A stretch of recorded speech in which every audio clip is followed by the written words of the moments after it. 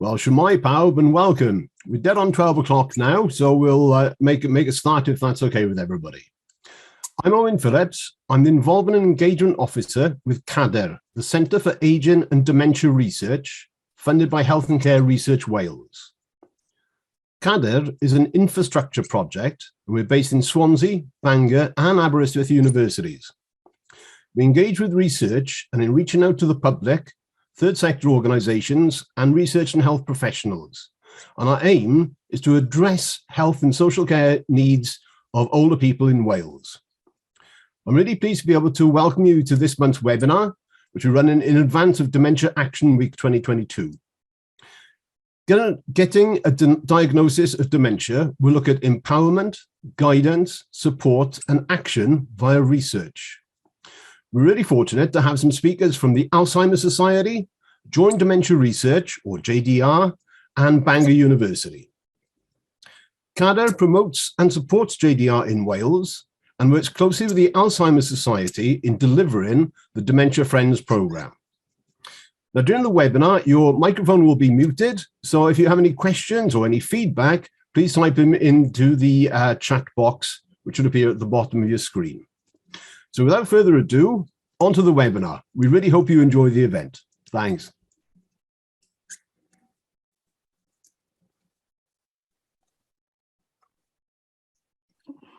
Good afternoon. My name is Sally Guy and I'm from the Alzheimer Society. I'm a service manager for an Iron Bevan Health Board, the Gwent area. I'm going to give you some information around some of our services in Wales and about Dementia Action Week, which is coming up now. I just want to say thank you for CADR for inviting me today. And without further ado, I will carry on.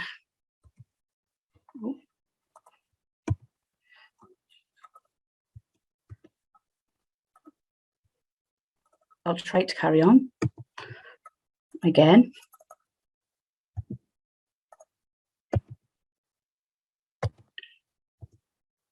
Right, so for Dementia Action Week, this will be the 16th to the 22nd of May. So we've got a lot happening during that week. We've got a national advert that'll be coming out on ITV on the 16th of May.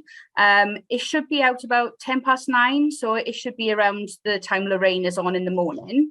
So with a sustained drop in dementia diagnosis rates, for the first time ever, we undertook some research to understand the key barriers and benefits to getting a diagnosis, as well as the misconception around memory loss just being part of getting old. Our research found being in denial and referral times to specialists are big barriers for those experiencing symptoms to seek a diagnosis. So this year's theme is all around getting a diagnosis.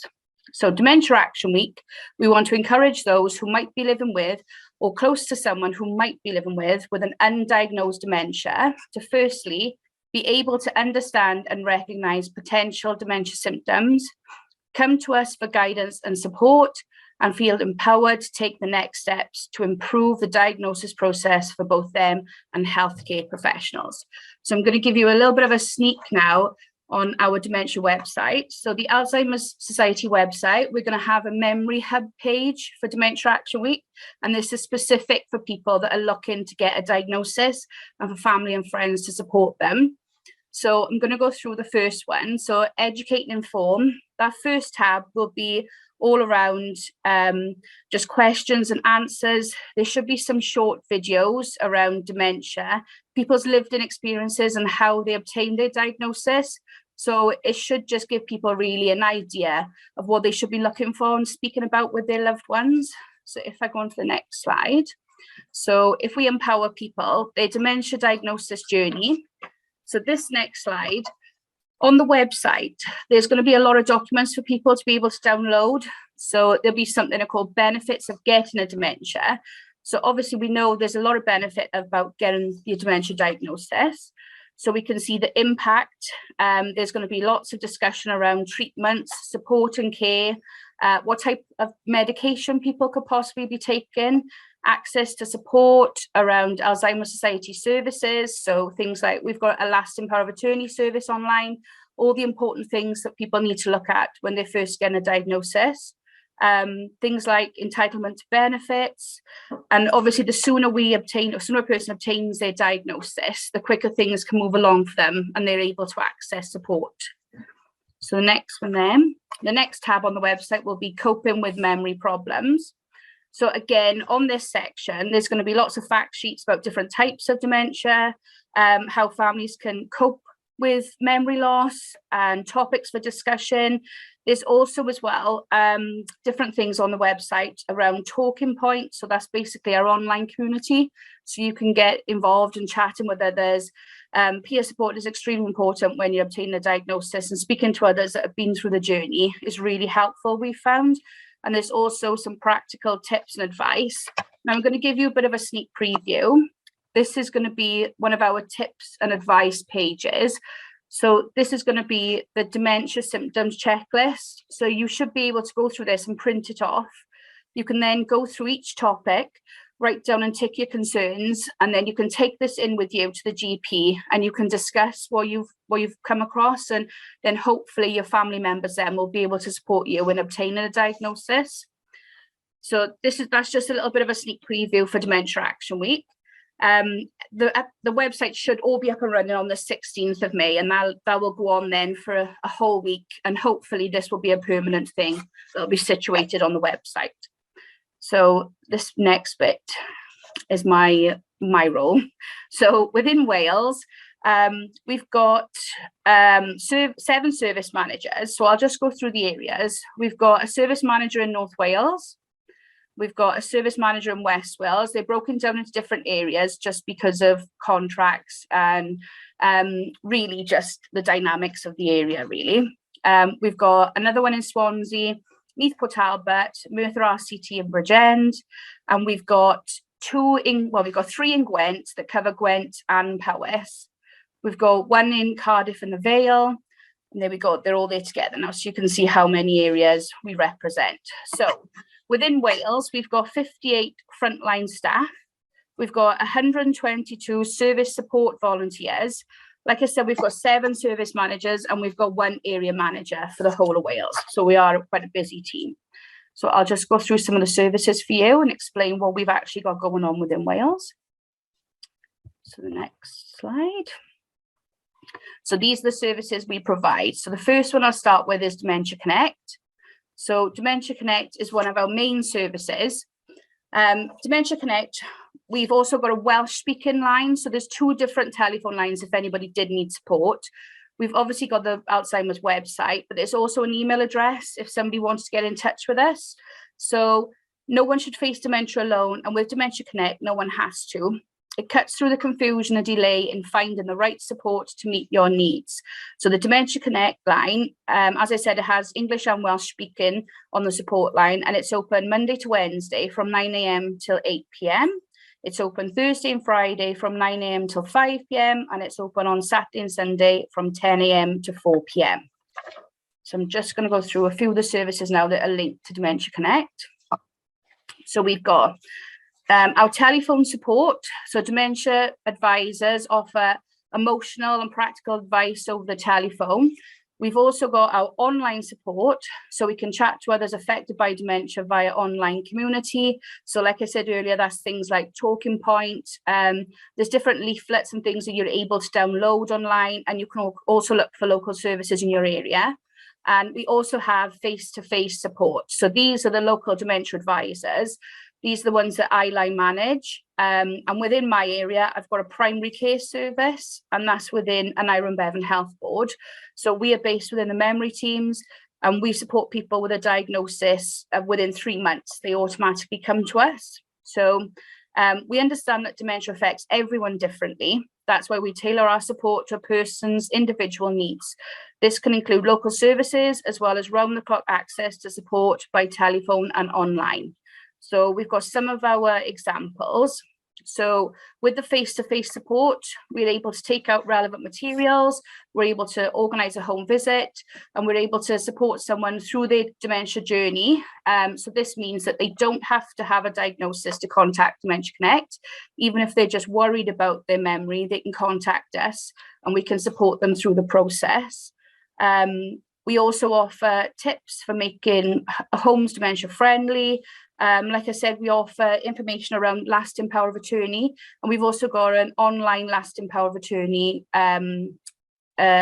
range of there's different services, so we're able to support them to fill in the forms, and then we print them out, and then the family then can get them signed off and obviously look at capacity for that person. We also help with CHC appeals, and then we're able to connect people to local groups such as things like Singing for the Brain and carers groups, which I'm going to go on to those in the next slide. I'm just going to show you a little video now on Dementia Connect, just so you can understand the services and what's available to people. Dementia Connect is Alzheimer Society's personalised support and advice service. It's for people with dementia, their carers, families and friends. The service is free, easy to access by phone or online, and it puts you in touch with Alzheimer Society's dementia advisors. They will listen, help with all your dementia-related questions, and connect you to the support you need. This includes help in your area, as well as phone and online advice and information. Alzheimer Society will keep in touch with you, so you always have the help you need, only ever needing to tell your story once.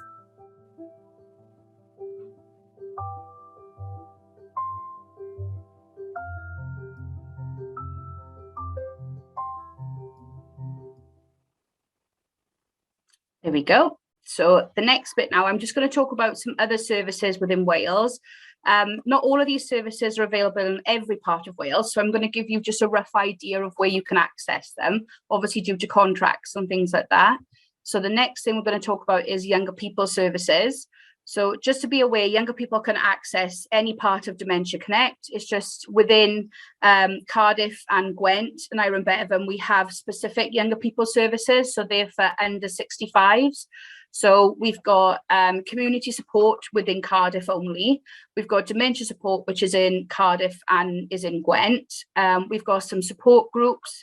So we've also got carers group. We've got a virtual carers group, which works really well for carers. So they're able to access this in the evening. And we found that we get a lot more attendance virtually than we have done face-to-face, and we can cover a wider area. So a lot of people access that. So the under 65, there's a lot of uptake for that. And obviously, I suppose you can understand there's quite a high rate lately with under 65s obtaining a diagnosis. So the next stage is side by side. Again, like I said, this is with contracted services. So we've only got a small contract in Rhondda and Taff and in Merthyr Tydfil. So side by side is a volunteer-led service. The aim of the service is to support and empower people to live well with their condition. Even though it is run by a side-by-side manager, it is actually taken and led by volunteers. So these volunteers will take people with a diagnosis of dementia out into their communities so that they remain active, still part of their community, still doing the things that they love doing, and build relationships and try new things. So that is only in a small part of Wales. So the next one then is our information programs. So the information programs that we have at the moment, we've got a carers information program. And even though this says this is currently delivered virtually across Wales, we have two now. So we've got face-to-face all over Wales, and we have got virtually. We found, again, with the webinar, carers are able to access it a lot more easily and within their own time. We've also got a webinar that I've asked Cara to share at the end. It's going to be promoting the CRISP course, and that'll be on the 9th of June, 1:30 till 3. So if anybody is interested, any organisations are interested, you can attend the CRISP course, and just this session alone will inform you of what the course entails and how we can go about setting those up in your area if there's anyone that you think might want to attend. The CRISP, there are two CRISP programs. So there's CRISP 1 and CRISP 2. So CRISP 1 is for, it would normally be for carers who have family members with a newly diagnosed dementia. And then CRISP 2 would be for those that I've had carers who have, the person that they care for has been diagnosed for quite some time. So I thought I'd just give you a little bit of a breakdown of the course programs, because they are quite intensive and they are really useful to people. So for the first carers program, the topics are understanding dementia.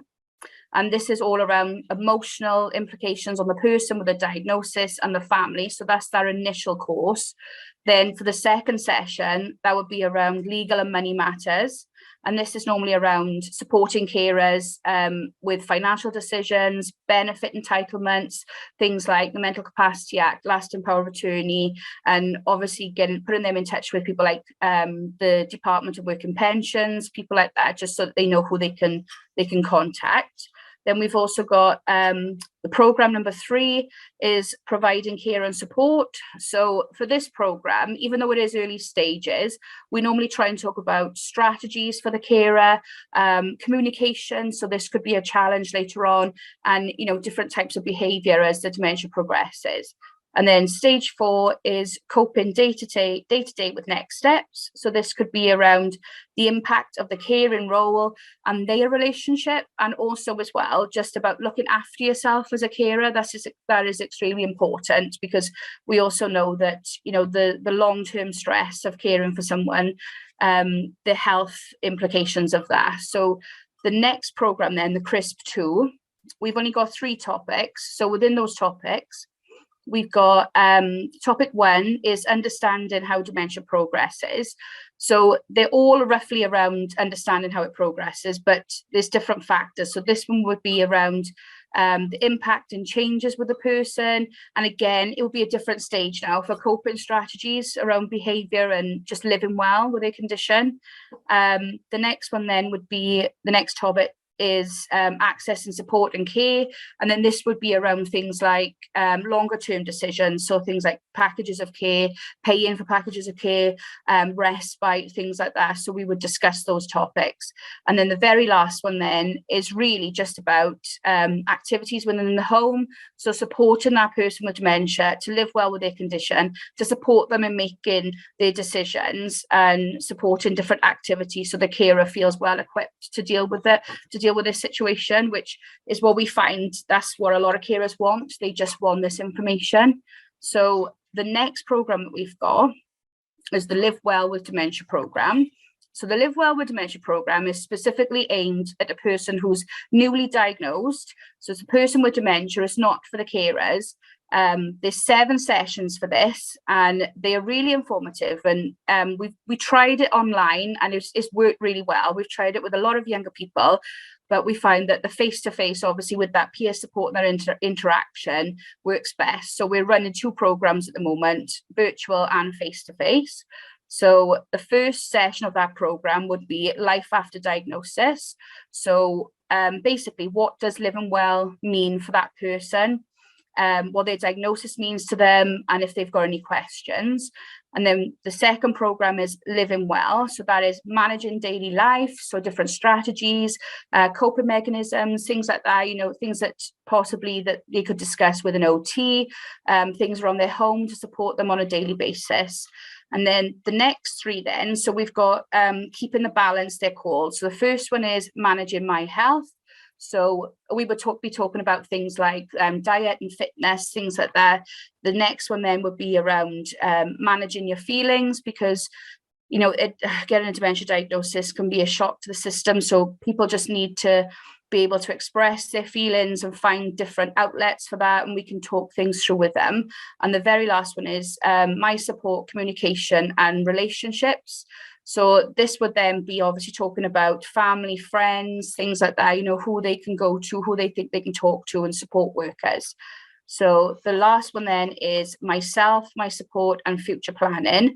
And with this one, it works quite well, because even though, especially end of life care planning, not everybody wants to talk about that, but the sooner you get it in place, as soon as a person's had a diagnosis, the sooner people can relax and not worry too much about that, and it's all in place, especially things like lasting power of attorney, where we know that there's issues with capacity later on. And then the very last one then we've got is the marketplace of information, and that normally happens on the very last session, where The group will have a little chat, decide who they'd like to hear from. So they can involve speakers. So we can have speakers from all different matters. We can have from things like social services, from the memory clinics. We can have nurses, we can have OTs, we can have different third sector agencies, for example, people like Care and Repair or Age Cymru, things like that. So they all come in and they provide information on their last session. So it's very person-centered, the last session. So the next service now I'm going to go on to is Singing for the Brain. So Singing for the Brain is extremely popular throughout Wales.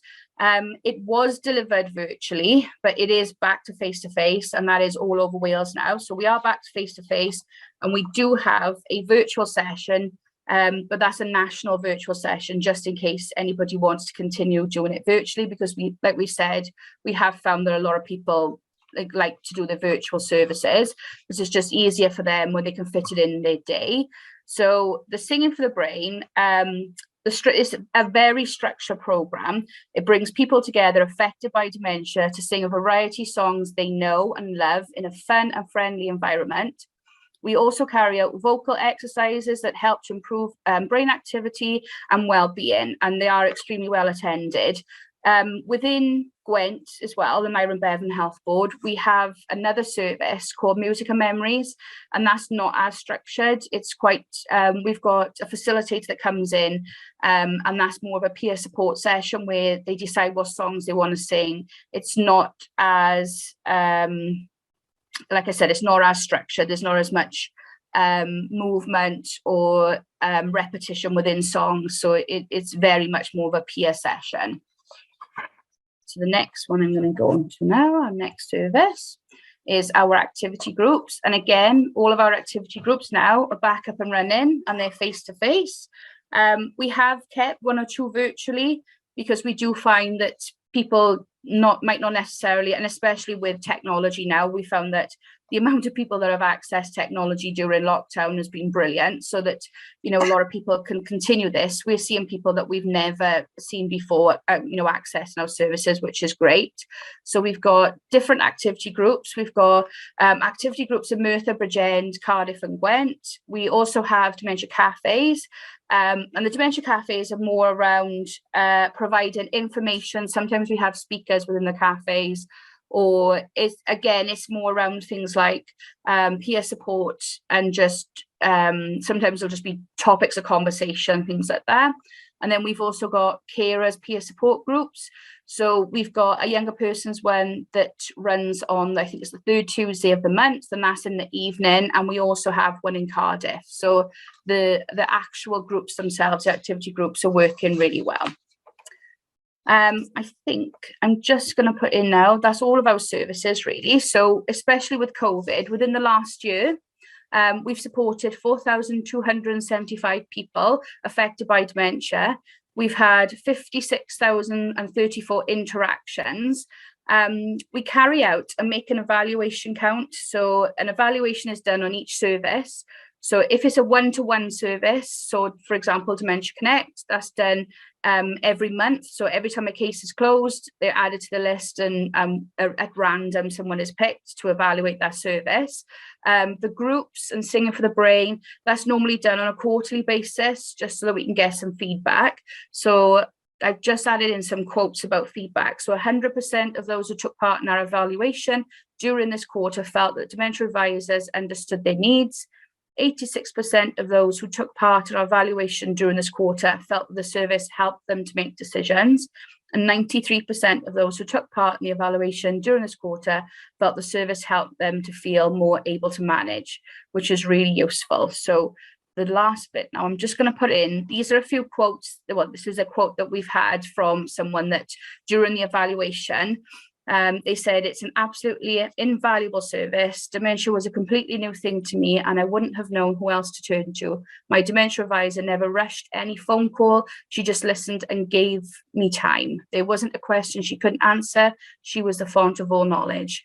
And that's really lovely to hear, especially from a staff member's point of view, because you know, we all feel that this is such a worthwhile job, and we all enjoy our jobs. So so to have feedback like that is really lovely. So I think that is the end, and I'm available at the end for any questions. Thank you for having me.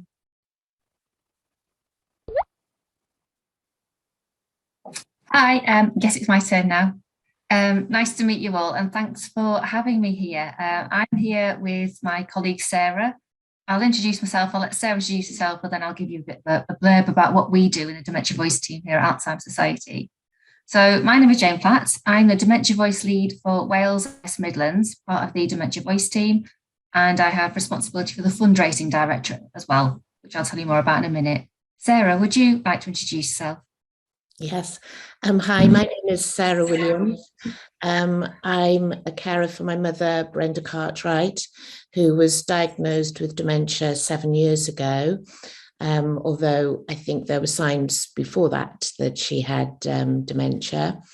So I've been her main carer for that time, and I've had a lot of involvement with the Alzheimer Society in trying to provide support for my mother. Thanks, Sarah. Okay, first off, Dementia Voice. We sit within the Research and Influencing Directorate here at Alzheimer's Society, and we're a really small team, but we would like to think of ourselves really as the heart of the organisation. That's the centre of it, really. Everything the Alzheimer's Society does should be informed by a deep understanding of the reality of living with dementia, good and bad. And the only way we can do that is to work in partnership with those with the lived experience, for example, people affected by dementia. When we say people affected by dementia, we mean people with a diagnosis and the carers and family members of. So what is Dementia Voice? It's hard to quantify. Dementia Voice is so many things to so many people, but basically we're there to support our teams and external organisations to involve people affected by dementia in everything they do. It can be anything from sharing their experiences of getting a diagnosis with commissioning services to working with the National Museum of Wales on a partnership we've got with them currently. We recently worked with a Hatton Park flower show. Some people affected by dementia shared their experiences of gardening. Really nice, simple ask. But also we work with the Met Police as well on updating the Herbert Protocol. It can be face-to-face, it can be over Zoom, it can be through email, it can be over the phone. It can include recruitment, fundraising, our policy and our campaigning work, our research like we just heard about, media, service development, many, many things. Basically, Dementia Voice is about empowering people affected by dementia to use and share their experiences to support us to provide better services. Dementia Voice is everyone's responsibility, and it's front and centre of our new strategy too. The Society's work is and will be in partnership of people affected by dementia. Like I said, it's hard to quantify what it is because it's so many different things to so many people. I just gave you a tiny snapshot there, and I'm going to have a really good chat with Sarah in a minute who'll go share some of her experiences. I've tried to narrow it down to 3 main points. So Dementia Voice is building on what people affected by dementia are interested in and what they want to do. What are they into? What are they into? What are they interested in? Is it gardening? Is it sharing their experiences? Is it talking to politicians? It can be anything they want to do. It's about what's important to them as well. Is it their hobbies? Is it gardening? Is it sharing their experiences? Is it talking at events? Is it talking to decision makers? Is it using their skills? Did they used to work in recruitment? Did they work in transport? Were they cooks? Do they want to influence change? Or do they want to share their experiences and join a singing group? It's whatever is important to them, whether they're in a care home, whether they've been newly diagnosed. It's people from all aspects of society we need to share their experiences of. And it's about empowering people affected by dementia to be a force for change. That's at the heart of it. By connecting them to the right opportunities and in the right way for them. Asking questions like, are there particular aspects of their identity that they'd like us to be able to take into account when matching them to opportunities? We run many groups. We run focus groups with people from the deaf PSL community, from the LGBTQ plus community, South Asian community. And like I said, we're working with care homes as well now, using talking maps. It's about empowering all our colleagues to learn from the lived experience so they can have more impact when influencing change themselves. no matter what team they're working in. We do have regular offers as well. So we have our Dementia Voice National Group. So that was set up really quickly in response to COVID. Back in 2020, March 2020, all our face-to-face groups stopped. And we were really concerned we still needed to get feedback from people affected by dementia in all the changes we were suddenly making. So we set up a Zoom group, and that's kept going. It's been really successful. So there's a group that meets every Wednesday, people with a diagnosis of dementia, and a group that meets every Friday, and they're carers or ex-carers of people with dementia. They're not social groups, these groups. They're the groups that we go to for feedback. So we might have our publications team, might be updating on the leaflets. They might want to come and talk to the group to see if it makes sense, if there's changes should be made, what changes should be made, down to things like the font and the colour and the layout, as well as the content. The Met Police that I mentioned before, they've came several times to the Dementia Voice National Group to get the direct experience. It's a really, really good group that we're trying to increase as well. And we admit it meets online, and therefore we're not allowing certain people to attend, but we're really broadening our way of engaging with people. We have our Dementia Voice local groups. Pre-pandemic, we had just under 70. We're about up to 30 again because they're all starting to go back to face-to-face. It's very similar to the national group, but they're local groups. They meet in their local area. We've got about 4 here in Wales.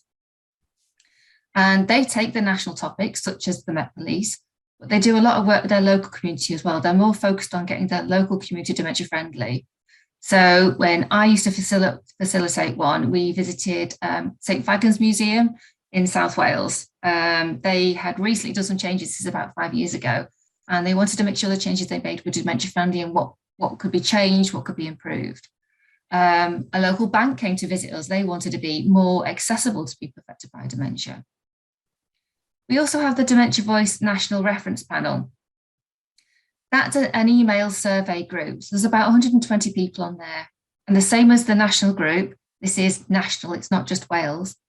We have people from Northern Ireland, Wales and England. And every few weeks we will email them a short survey. Often it's in combination with the topic of the national group. A simple survey, 6 questions, and the feedback has been really good from that group. We've got carers that really enjoy being part of that group. They want to share their experience, they want to influence change, but they struggle because they're caring for somebody affected by dementia. So at least doing the survey means they can dip in and out, they can start it, they can finish it later, it's whenever the time is free for them. And the same applies for people with dementia as well. Some other people with dementia aren't able to travel to a group. It could be down to transport. Accessibility is a huge issue, particularly here in Wales. They might not like being in groups of people. Many different reasons, but at least with a survey, they can still have a say and influence change. I mentioned before as well as about some of the thematic groups that we're setting up. So along the lines of the national group, these are on Zoom, so we can get a wider reach. We have a deaf BSL group starting shortly. We have the LGBTQ plus group, the South Asian community group, and a younger onset group as well. We also have the 3 Nations Dementia Working Group, which I'm sure you're all heard of. They're an independent group. They don't follow the Alzheimer Society line, but we support them with admin support. They run weekend socials, but they also run webinars that are attended by hundreds of people across the world, which are really informative. And I can share all this information if you're interested after this session as well. We also offer bespoke or ad hoc support. So things like that might be recruitment. Our aim is that everybody recruited at the Alzheimer's Society should have somebody affected by dementia on the interview panel, or at least forming the questions if they can't make the interview panel. We've got a big project, Sport United Against Dementia and Insurance United Against Dementia, with various organisations. And we've supported them to set up their own focus groups. So they've got a focus group of people affected by dementia that meet monthly and bi-monthly. And they feed into that piece of work continuously, making huge changes. We've got our website. There's loads of information on our website, plus information about Dementia Voice as well and how to sign up. And of course, we have our Dementia Voice newsletter, which we started at the end of last year, which is emailed to anybody, and it's a snapshot of what's going on in the Dementia Voice team. We have a database of nearly 2,000 people affected by dementia that want to be involved with us in various ways. It might be once a year sharing a story. It might be every week coming to the national group. But that newsletter keeps people in touch. They might not be contacted for a while, things might change, but at least monthly, they're getting an update of what's happening and a selection of opportunities that they can get in touch with to get in touch with us to get involved with. The newsletter is also open to yourselves as well. If you have some engagement that you might like people affected by dementia to be involved in, the newsletter is open to you as well. So I'm going to stop sharing my screen now, or hopefully somebody will stop me sharing my screen now. And Sarah and I are going to have a quick conversation. So Sarah can share her experiences of being involved with Dementia Voice. Mm-hmm. So first off, Sarah, if I can ask you, how did you get involved with Dementia Voice? Well, I was contacted. I think I phoned up the Alzheimer's Society helpline asking how I could get a dentist to come and visit my mother at home. Basically, as when I first was involved with Alzheimer's Society, I used to take my mum to the memory cafes and the musical sing-along workshops, which she really enjoyed. But unfortunately, as the dementia advanced, she wasn't able to attend those appointments or workshops at specific times. I couldn't literally get her there. So, and I needed more people to come to the house, such as dentists and things like that. And I phoned Alzheimer's Society helpline, and they put me in touch with Jade Lawrence, the Dementia Voice support worker locally. And she put me in touch then with various people.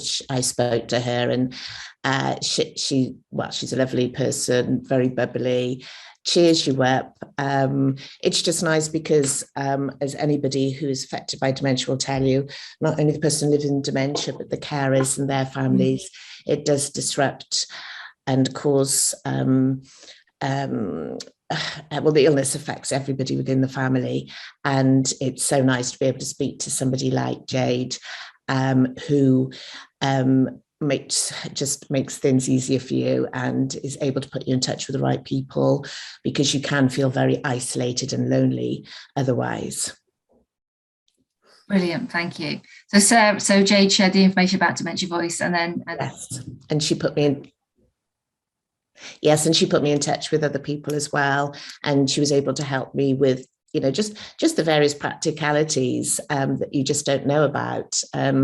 Unfortunately, you know, when you're on a day-to-day basis, just struggling to get through the day, looking after your family, in my case, because I've still got a family I'm looking after, and also my mother as well, and trying to make the right decisions and the best decisions for her, you know, it's very difficult to then to know who else to contact. And Alzheimer's Society and Dementia Voice have been my main contact with the outside world, really. They were able to support me and my mother. And I mean, I can honestly say without that contact, I'm sure that my mother's well-being and my own well-being and my family's well-being then would have suffered without that contact, without that, because, you know, it can be a very, very negative, as I said, lonely, isolated existence. And speaking to somebody like Jade from Dementia Voice has made it, has enabled me to just carry on through it, to get through the day, basically, because she puts a positive spin on things and just basically is the voice, you know, because otherwise you do tend to not, well, it is what it says on the tin, Dementia Voice. Otherwise you can feel that you're just not being listened to. Thank you. I gave a wide generic snapshot before of some of the things that we do in Dementia Voice. Could you share some of the examples of what you've done? Yes, yeah. Well, I was involved in the, I've been involved in quite a number of the focus groups, and I was invited by Jane to take part in the review of the Welsh Government's Disability Advice Project, I think it was called, the DAP. I think that was the Dementia Action Plan. That's the dementia, yes, right, sorry. And then I also did an interview. I was asked to do an interview last year with the ITV to discuss, you know, as part of Dementia Week, I think it was. And I took part in the launch of the DAP at in Cardiff last year, this time last year, I think it was, yes. Yeah, so I've had lots of opportunities to promote the work of Dementia Voice. Thanks. So the Dementia Action Plan, which obviously you're all aware of, we got some funding last last year in 2021 to review its impact and reach halfway through. So we ran a huge piece of consultation across Wales and ran many focus groups. And Sarah was part of that as well. But also you were part of the strategy as well. So our new strategy has recently been launched at the Alzheimer Society. Yes. 2027. And we run, again, many focus groups with different people across Wales to get the Welsh feedback into that as well. And it was the same sort of group each time that met with that, wasn't it, Sarah? Yes, yeah. And it was sort of shaping our strategy. Yeah, and it was very useful to speak to them, again, because I'm not able to attend. And obviously with COVID for the last 2 years, everything has become disrupted anyway. But I'm not able to attend because I have to care for my mum at home. I'm not able to attend many of the workshops or the focus groups in person. So it was great to be able to speak to people via Zoom and just to talk about their own experiences because, as I said, you get very isolated and lonely at home, and unless it's invaluable to be able to speak to people who are going through the same sort of experience as you are. So they've been a great support as well, definitely. And it's not all asks, focus groups and sharing your opinion and asking your thoughts. Some of the asks we do hopefully are quite nice, like the guide. Yeah. So there's something we've done recently with North. Yes. So there is Cardiff Met University. I think there was a lady there, I didn't even know about this, I didn't realise it was a local initiative, who developed the Hug, which is it's a sort of a soft, cuddly, sensory, it looks like a sloth, actually. It's got very long legs and arms. It's got a very, there's not many distinguishing features on the face, and it's white and cuddly. And I'm sure lots of people have heard about it and seen about it. So they developed that in Cardiff Met. And then Jane put me in touch with Kate North, who is a poet, who wanted to sort of develop on that project, because the Hug, as I said, was developed to hug people with dementia, or anybody basically who wants a hug, really. And you can put within the Hug the heartbeat, and also you can play music on it, etc. Now, I bought one of those for Mum, or Mum bought one for herself, and sometimes she doesn't like it, depends on the mood she's in, and other times she loves it and is cuddling up to it and, wants to feed it a trifle or whatever, which can get a bit messy. But it has been a great source of comfort to her when she gets a bit anxious with the dementia. But I'm now working with Kate North, and she has already drafted a poem which is specifically about my mum. My mum used to love gardening and has a huge garden that she used to tend up until the age of about 80.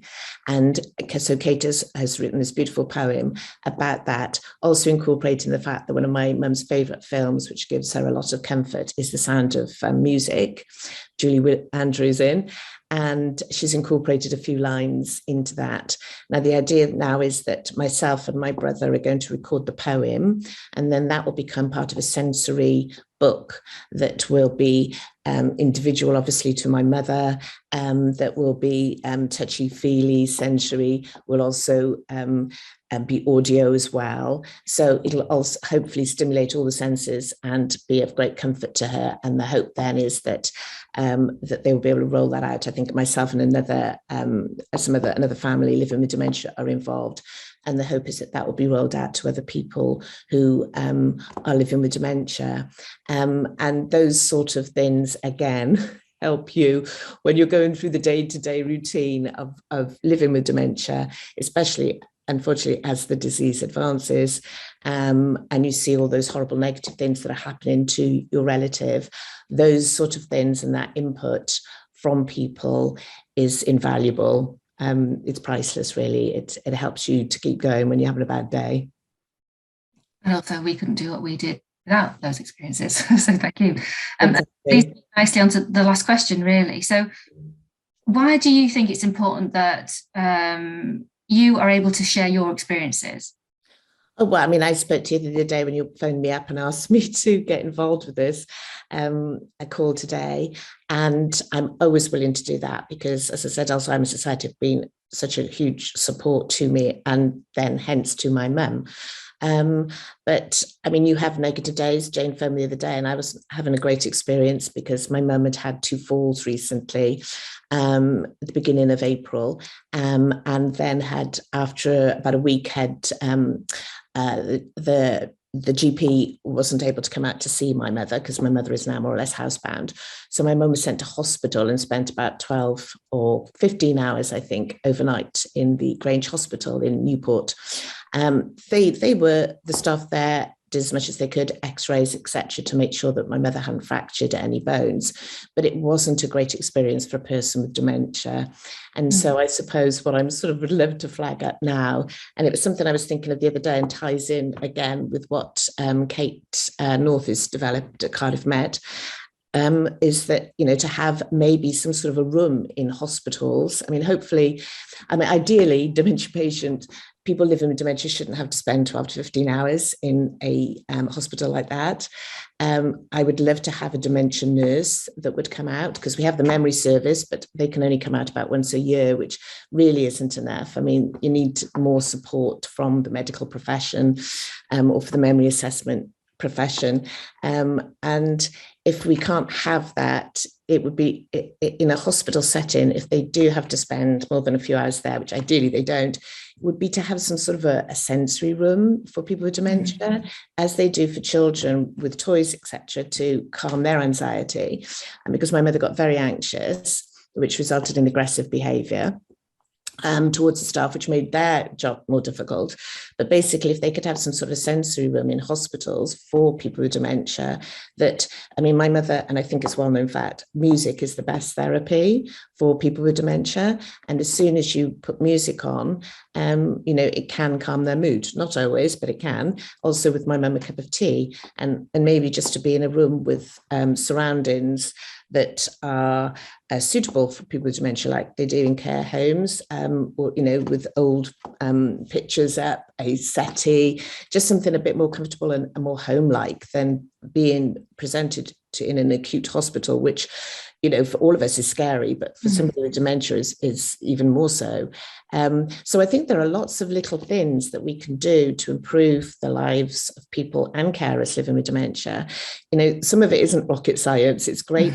There is all this research being done, and hopefully we will find better treatments and cures and earlier diagnosis. But right now there are people living with dementia and their carers, and Dementia Voice, you know, is a forum for us to be able to, you know, like I said, little ideas that can be actioned now to help people here and now living with dementia. And you know, Dementia Voice gives people with dementia and their carers that voice. Thank you. And thanks for sharing that as well about your mum. That's okay. Last question, and you've kind of covered it already. Okay. I'm going to ask it. What do you get out of it? You personally, what do you get out of it?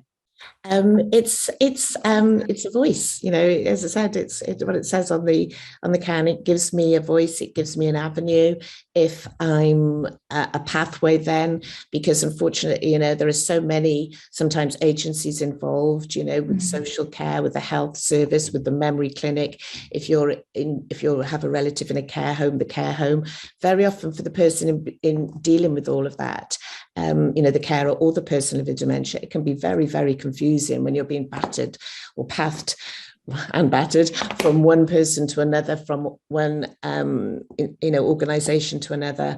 And you know, very often the lifeline is speaking to somebody from Alzheimer's Society or your Dementia Voice support worker, just to sort of say, you know, help here, because, you know, you're struggling with the day-to-day routines.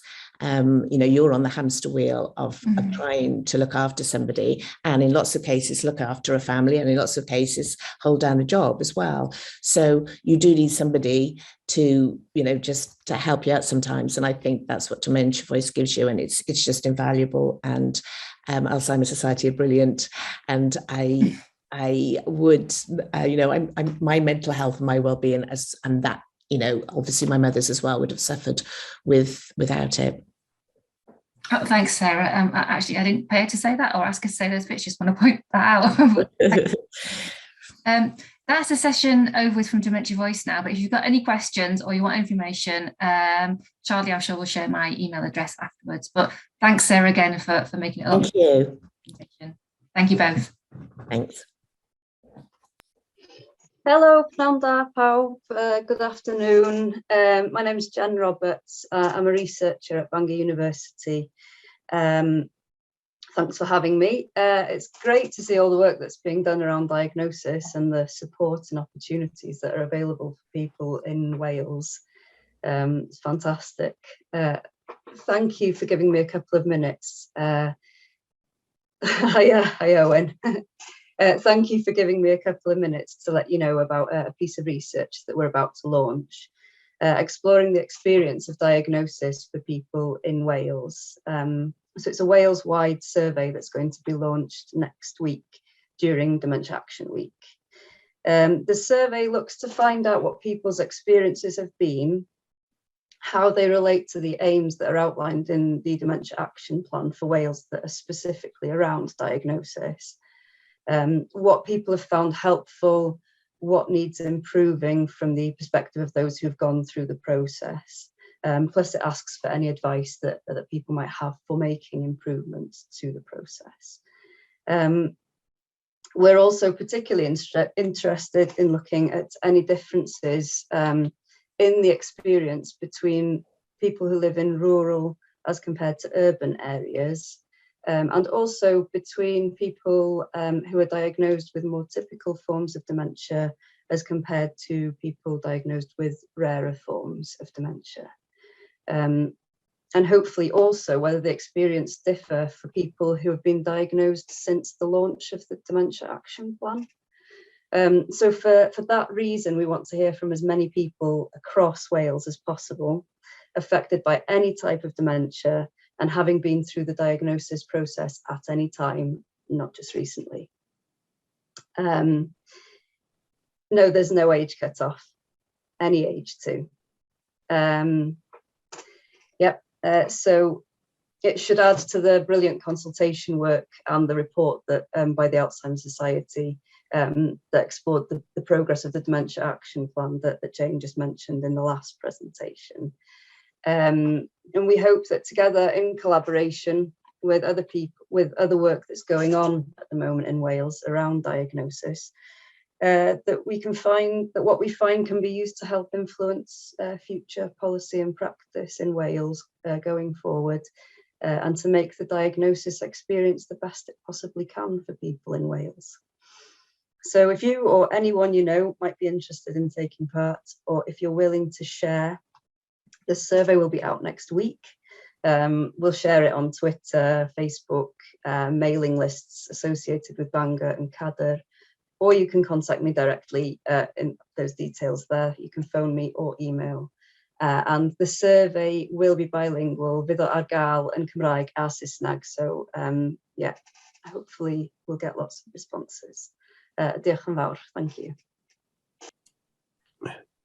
Sorry, everybody just realised I'm on mute there.